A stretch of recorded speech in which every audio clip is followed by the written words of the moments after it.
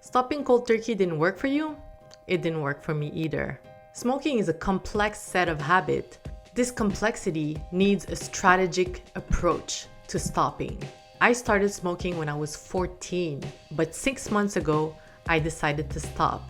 And in this video, I share 3 tips that helped me along my journey. Stay tuned.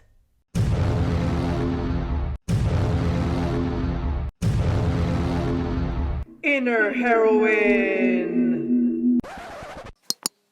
When I was 14, I thought it would be really cool to pick up a cigarette with my friend. I started working when I was 15, so it became a habit at work during the breaks. Then, my father died when I was 22, and I picked up the habit even stronger because it helped me process my grief. There's so many ways that we can get entangled with cigarettes, so many habits that can be formed, and so many reasons to use cigarettes. Because smoking is such a complex habit, in my opinion, we need a strategic approach to stop smoking. My first tip is to stop progressively. Decide explicitly by putting down a date, but stop progressively by deciding what you stop first. If you want to stop smoking when you're alone at first, do that and continue smoking socially. Our bodies are really used to nicotine, and nicotine is a strong drug. So if you want to stop cold turkey, you could end up in a crisis center like I did one time I tried to stop. It was not cool. I know what I'm talking about. You should not stop cold turkey if you have a habit to smoke in so many occasions. You could pick your occasions and stop the habit progressively so that your body has the time to adjust.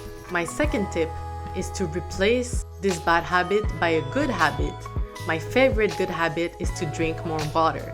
And it's good because it helps with the habit that we have to put something in our mouth all the time.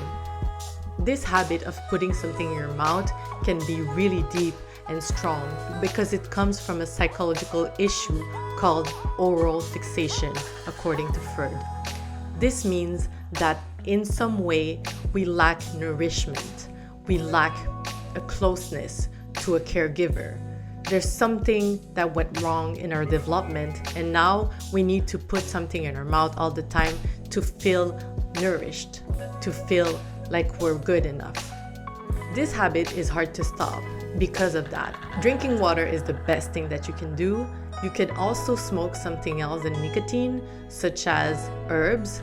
These are herbs that are calming and that I used to smoke to replace nicotine, and it really works. What I also tried is to smoke a vape but without nicotine, because it can be really easy to start and pick up the habit of vaping instead of smoking.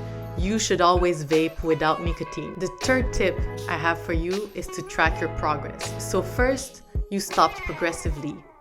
Then you found alternatives to nicotine.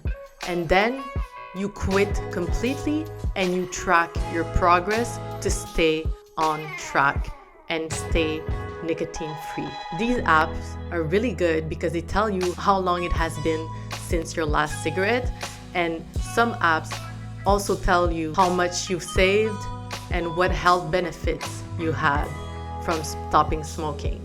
We smoke to cope with our emotions, and it's a way that we have to manage sadness, anger, and stress in general.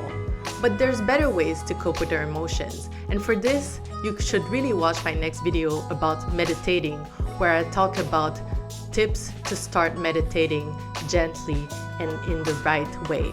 See you in the next video!